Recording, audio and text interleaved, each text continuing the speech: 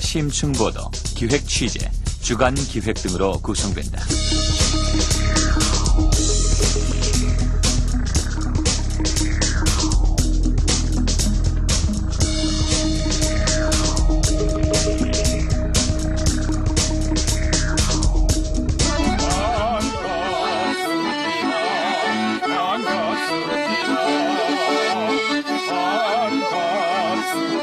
주간 기획 코너에는 초대 손님이 출연하는 경우도 많다.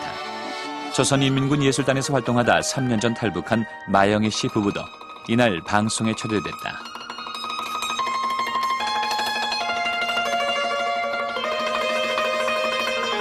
이들 부부는 미국에서 공부와 선교 활동을 하고 있다. 그래서 얼마 전에 제가 리치몬트를 지난 어느 한 그 미국인 교회에 초청을 받은 적이 있습니다. 그 교회 갔을 때 교회 음악 전문 목사님께서 이 악기는 미국의 그 대사전에 밝혀져 있다고 했습니다.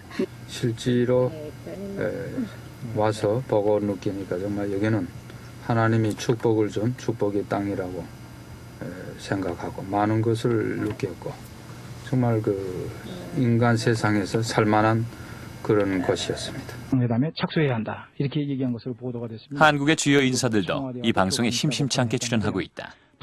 지난해 11월에는 김영삼 전 대통령이 출연했다. 어떻게 생각하십니까? 난 그거는 별로 의미 없다고 생각합니다. 왜 그러냐면 전에 김대중 씨가 사흘 동안 평양을 방문해서 김정일이하고 만나서 여러 가지 이야기를 했는데요.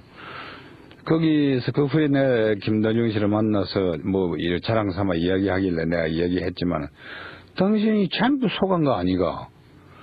미군 철수는 절대 주장 안 하기로 했다 이렇게 말했는데 이 당신이 온 다음에 바로 나흘 후에 미군 철수해야 된다 이렇게 주장한 거 아니냐? 그건 아무 소용없는 이야기다 그런 거.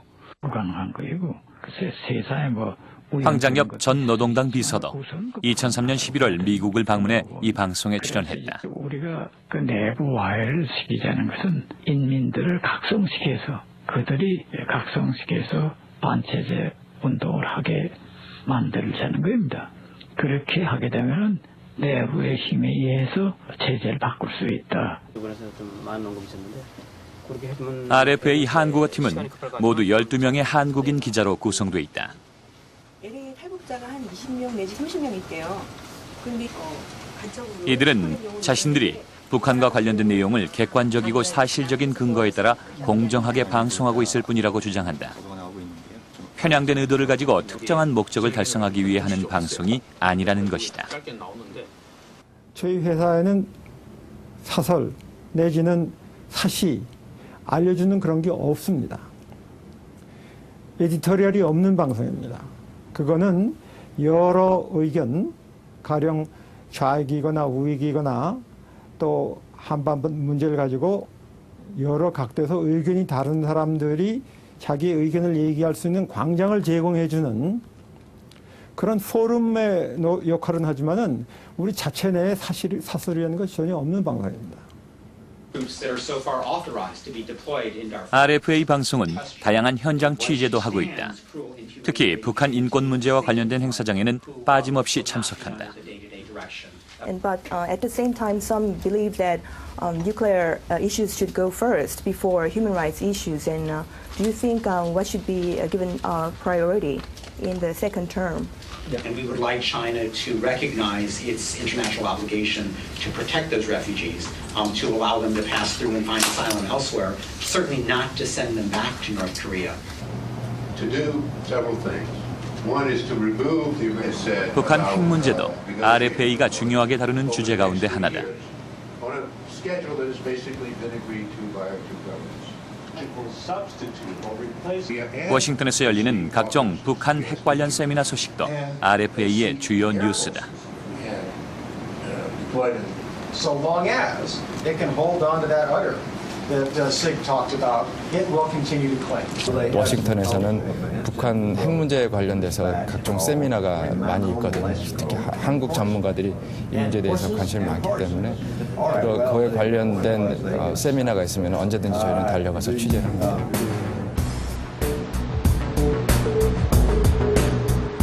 미국의 수도에서 북한 주민들을 대상으로 북한 뉴스를 방송하고 있는 자유아시아 방송. 이 방송은 지난 1996년 미 의회에 의해 설립돼 정부 예산으로 운영되고 있다. 하지만 이들은 정부의 간섭은 일체 없다고 주장한다. 일단 돈을 준 다음에는 일체 간섭을 하지 않습니다. 제가 8년 동안 이 자유아시아 방송을 하는데 단 한 건도 백악관이나 국무성이나 미 국회로부터 지시를 받은 일이 없습니다. 저희 방송 내용에 대해서 만약에 방송을 틀리게 한다든지 그러면 예산 삭감으로 고사가 되겠죠. 그러나 단 한 번도 방송을 이런 방향으로 하라든지 저런 식으로 하라든지 지시나 간섭을 받은 일이 없습니다. RFA는 한국어 방송뿐 아니라 아시아 지역 9개 언어로 방송되고 있다.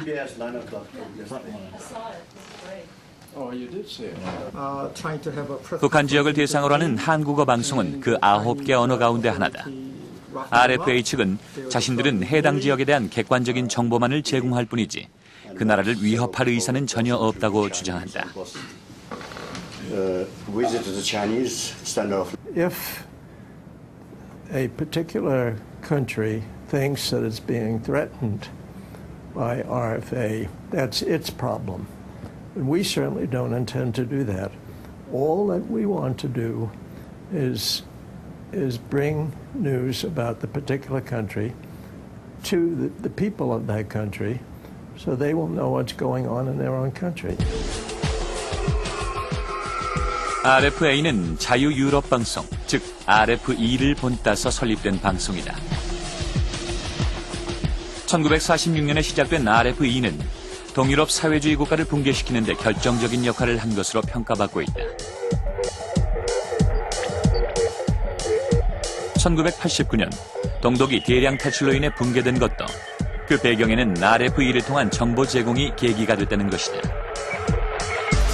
RFE는 외부로부터 차단된 동독 주민들에게 자신들이 어떠한 상황에 있는 것인지에 대한 정보를 수십 년 동안 제공해왔다. 동구권 사회주의 국가의 도미노 몰락에도 RFE 방송이 큰 역할을 했다. 동유럽 국가의 주민들에게 다른 나라에서도 자유를 갈망하는 운동이 벌어지고 있다는 소식을 전해 정권에 반대하는 운동이 큰 흐름이 되도록 유도한 것이다.